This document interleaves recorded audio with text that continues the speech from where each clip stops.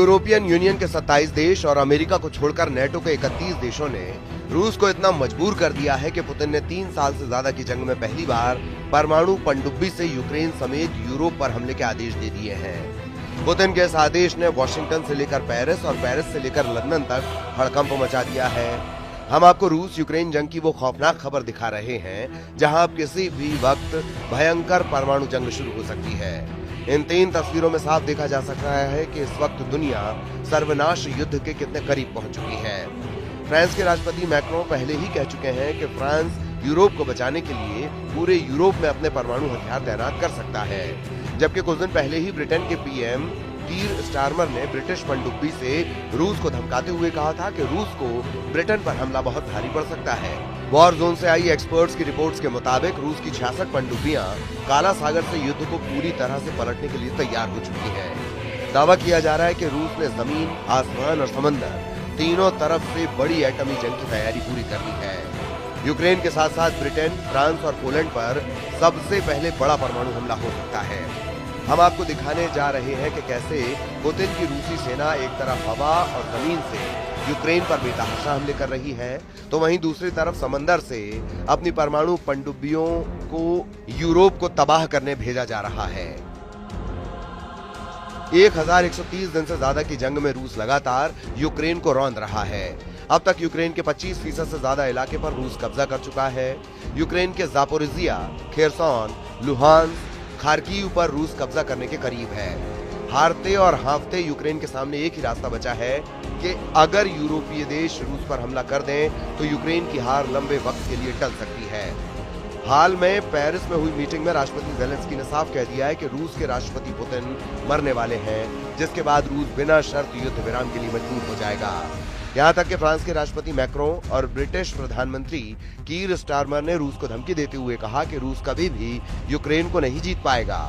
ऐसे हालात में पुतिन ने अचानक रूस से लेकर बेलारूस तक अपने सभी एटम बम एक्टिव करवा दिए हैं। रूस की परमाणु मिसाइलें, परमाणु बम वर्षक और परमाणु पनडुब्बी पूरी तरह हमले करने को तैयार हो चुकी हैं। हालात ये हो गए हैं कि राष्ट्रपति पुतिन खुद रूस की एक परमाणु पनडुब्बी में पहुंच गए और कमांडर्स को साफ आदेश दे दिए हैं कि परमाणु हमले के लिए पूरी तरह से तैयार रहो। रूस के राष्ट्रपति व्लादिमीर पुतिन ने मरमंस्क के आर्कटिक बंदरगाह पर हाइपरसोनिक क्रूज मिसाइलों से लैस और परमाणु ऊर्जा से चलने वाली यासेन एम क्लास की पनडुब्बी को लॉन्च कर दिया है।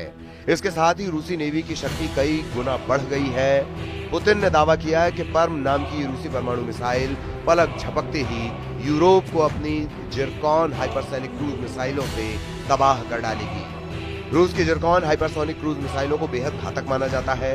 परमाणु पनडुब्बी से आई पुतिन की तस्वीरों को देखकर खास तौर से फ्रांस और ब्रिटेन की हालत खराब हो गई है। पूरी दुनिया रूसी परमाणु ताकत का लोहा मानती है।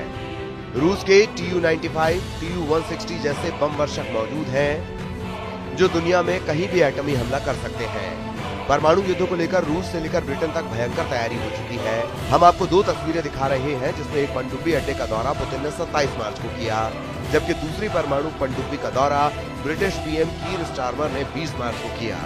आप ये भी जान लीजिए कि रूस के राष्ट्रपति व्लादिमीर पुतिन ने मरमंस्क के आर्कटिक बंदरगाह पर हाइपरसोनिक क्रूज मिसाइलों से लैस और परमाणु ऊर्जा से चलने वाली यासेन एम क्लास की पनडुब्बी को लॉन्च किया है, जो जिरकॉन मिसाइल से लैस है।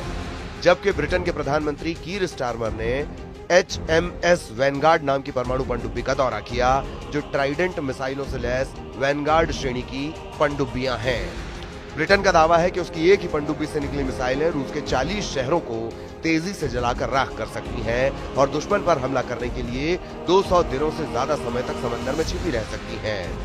जबकि रूस का दावा है कि समुद्र में छिपा दैत्य के नाम से मशहूर पर्म नाम की रूसी पनडुब्बी जिरकॉन मिसाइल से लैस है, जो पूरे यूरोप को 200 सेकंड में तबाह कर सकती है।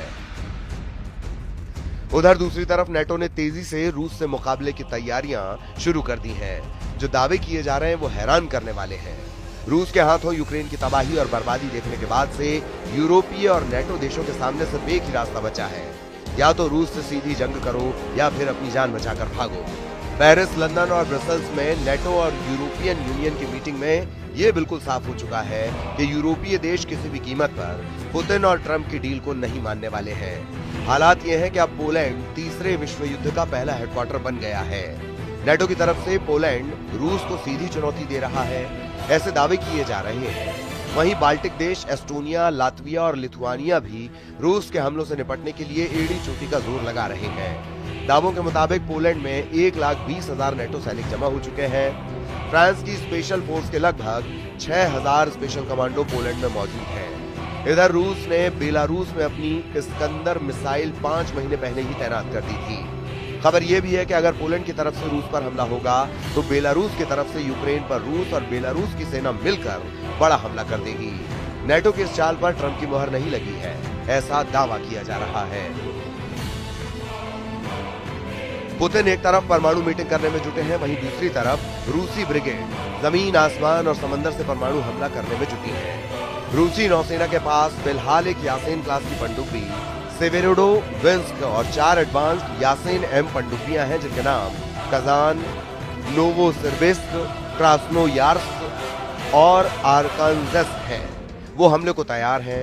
न्यूक्लियर थ्रेड इनिशिएटिव की रिपोर्ट के मुताबिक अगस्त 2023 तक रूसी सेना के पास करीब 64 पनडुब्बियां थीं, जो दुनिया में सबसे ज्यादा हैं। लेकिन अब रूस के पास पनडुब्बियों की संख्या बढ़कर 66 हो गई है। परमाणु ऊर्जा से चलने वाली यासीन एम क्लास की ये पनडुब्बी 13,800 टन की है। व्लादिमीर पुतिन ने घोषणा की है कि यासीन एम क्लास की पनडुब्बियां आधुनिक नेविगेशन, कम्युनिकेशन और हाइड्रो एकॉस्टिक सिस्टम से लैस है। ये पनडुब्बी अत्याधिक सोफिस्टिकेटेड हथियार ले जा सकती हैं और रोबोट टेक्नोलॉजी को इसमें शामिल किया गया है। पनडुब्बी पर जिरकॉन हाइपरसोनिक क्रूज मिसाइलों से लैस है, जो इसे पहली बहुउद्देशीय पनडुब्बी बनाता है। रूसी नौसेना के लिए ये एक बेहतरीन डिजाइन और एडवांस क्षमताओं वाली मल्टी रोल पनडुब्बी है। हालांकि घातक जिरकॉन मिसाइल की रेंज विवादित रही है, क्योंकि मिसाइल डिफेंस एडवोकेसी अलायंस ने पहले कहा था कि इसकी रेंज 500 किलोमीटर फिर 750 किलोमीटर के बीच बताई गई, जबकि रूसी सूत्रों ने दावा किया कि ये 1000 किलोमीटर तक जा सकती है और ध्वनि की गति से 9 गुना अधिक गति से हमला कर सकती है। रूसी वायुसेना, नौसेना और थल सेना तीनों ही यूरोप पर परमाणु हमले की तैयारी में जुटी हुई है। रूसी हमलों से यूक्रेन में ऐसी बर्बादी और विनाश हो रहा है जिसने यूक्रेन से लेकर यूरोप तक कोहराम मचा दिया है। यही वजह है कि रूस के खिलाफ पूरा यूरोप एकजुट हो चुका है।